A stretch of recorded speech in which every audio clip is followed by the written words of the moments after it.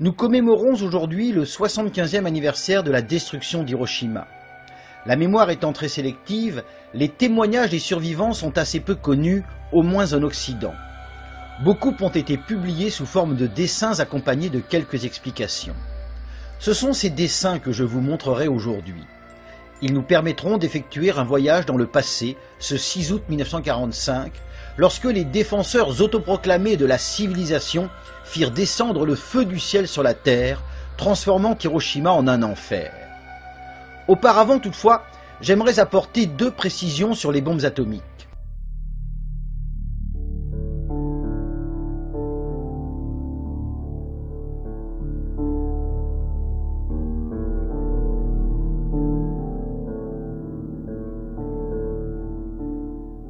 Contrairement à ce que beaucoup de gens croient, la radioactivité n'est pas l'effet principal recherché. Le premier effet dévastateur d'une bombe atomique est le flash qui accompagne l'explosion. Il a été dessiné ici par un survivant. Bien que très court, une fraction de seconde, il transporte une énergie suffisante pour brûler la peau et mettre le feu à des substances inflammables. Mais l'effet le plus dévastateur reste l'onde de choc. Due à la compression des gaz surchauffés, elle peut être comparée à un mur de béton qui se déplacerait.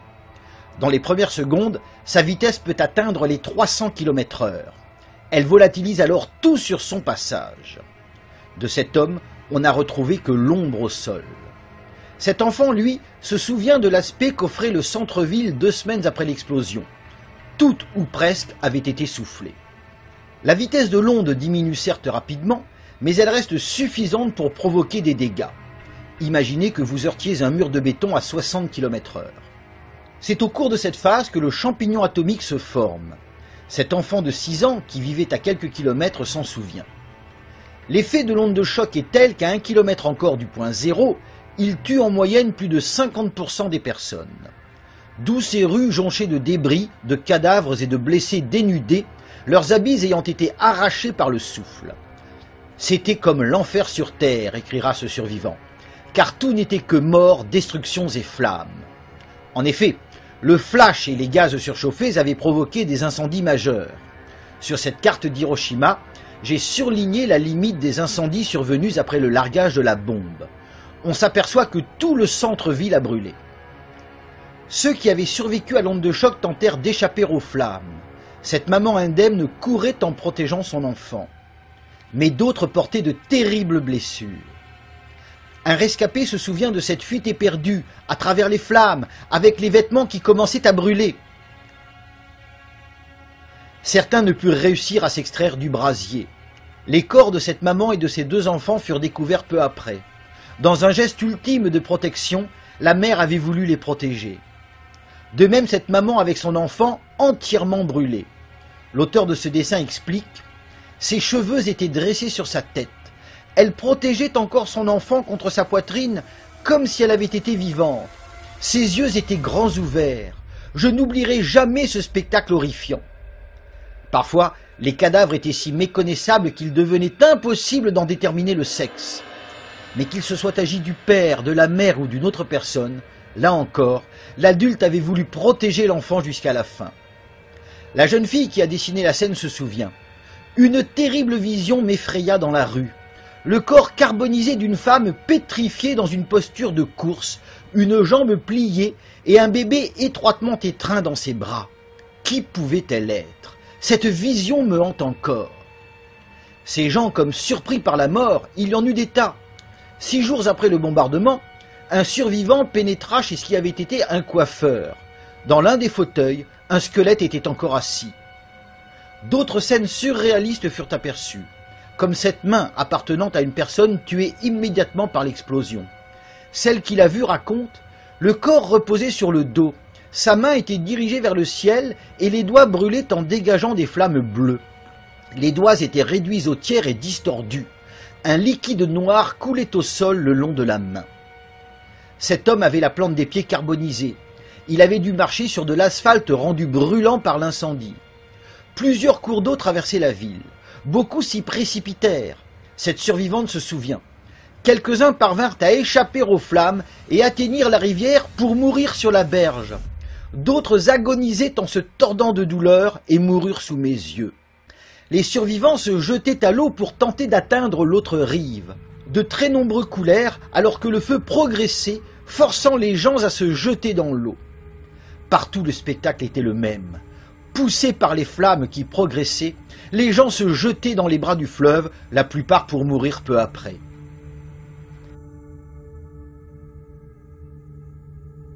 Bientôt, les eaux charrièrent d'innombrables cadavres. Certains avaient un aspect horrible. Ils étaient boursouflés avec les yeux exorbités.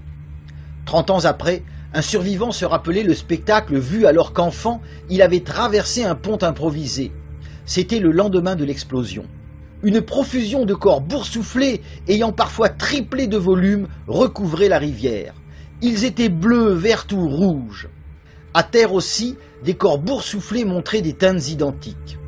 Toujours le 7 août, des cadavres d'adolescents gisaient sur la berge de la rivière ou flottaient sur les eaux. Il s'agissait d'étudiants mobilisés, âgés de 13 ou 14 ans. Sur le pont, une maman criait désespérément le nom de son fils. Rapidement, des militaires furent chargés de repêcher un maximum de corps. Ils les récupéraient à l'aide de grands filets. Ceux qui n'avaient pas pu atteindre les cours d'eau tentèrent de se réfugier dans des réservoirs prévus en cas de bombardement. La plupart moururent d'asphyxie. Un survivant se souvient avoir vu le corps d'une femme enceinte qui flottait. Autour de lui, des cadavres portant d'horribles blessures étaient encore agrippés au bord. Des scènes semblables se répétèrent en bien des endroits. Des gens atrocement brûlés ayant convergé vers un réservoir. Parfois, la chaleur fut si intense que l'eau finit par bouillir. Un rescapé se rappelle de corps bouillis retrouvés dans les jours qui suivirent. Pour fuir les flammes, certains se jetèrent dans des puits. Eux aussi périrent asphyxiés. Ailleurs, les réservoirs étaient pris d'assaut par des blessés assoiffés. Un survivant se souvient avoir vu, vers 11 heures du matin dans sa rue, de nombreuses personnes en loques, grièvement brûlées, les chairs pendantes, qui se traînaient en criant « Aidez-moi, je ne vois plus rien! De l'eau, donnez-moi de l'eau! De l'eau, je ne vois plus rien !» Ailleurs, cette femme grièvement blessée s'accrochait désespérément à une autre en suppliant « De l'eau !» Peu après l'explosion, une pluie noire se mit à tomber. Cette femme, torturée par la soif, ouvrait grand la bouche pour tenter d'en capter quelques gouttes. Elle n'était pas la seule. D'autres se précipitaient sur n'importe quelle flaque au sol pour boire. Alors commença ce qui fut appelé la procession des fantômes ou des ombres. Cette jeune fille se souvient. J'ignore le moment où ils se sont rassemblés, mais des gens en foule titubaient et se cognaient les uns les autres. Il s'agissait de gens très grièvement brûlés, dont les chairs pendaient et les cheveux tombaient. Cette femme semblait porter des gants en caoutchouc qui auraient été beaucoup trop grands. Du moins était-elle indemne ailleurs. Mais ce pauvre homme, lui, avait tout le haut du corps brûlé. Ses chairs pendaient. Malgré ses blessures, il cherchait désespérément son enfant. Ces gens atrocement brûlés commencèrent par errer au milieu des cadavres. Parfois ils étaient seuls. Parfois il s'agissait de familles entières, parents et enfants. Tous réclamaient de l'eau. Une jeune étudiante tentait de fuir le long d'une rivière. Elle raconte « Une fille se tenait au milieu de la route, le regard vide. De façon surprenante, ses vêtements n'étaient pas en lambeaux. Elle avait 8 ans. Sa blessure au crâne ressemblait à une grenade éventrée. C'était probablement son cerveau que l'on voyait. Sans rien dire, je la pris sur mon dos et partis en direction de la rivière Ota. J'entendis alors clairement la voix d'une fille provenant de derrière un arbre. « S'il vous plaît, aidez-moi » Son dos était complètement brûlé.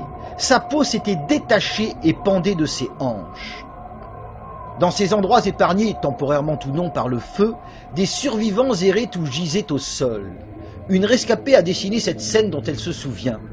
Des survivants assis au sol et grièvement brûlés réclamaient désespérément à boire. Un petit enfant perdu appelait sa maman. Non loin de lui, une femme errait. Une pièce de bois lui sortait de l'œil et elle semblait souffrir atrocement. Elle marchait pratiquement inconsciente.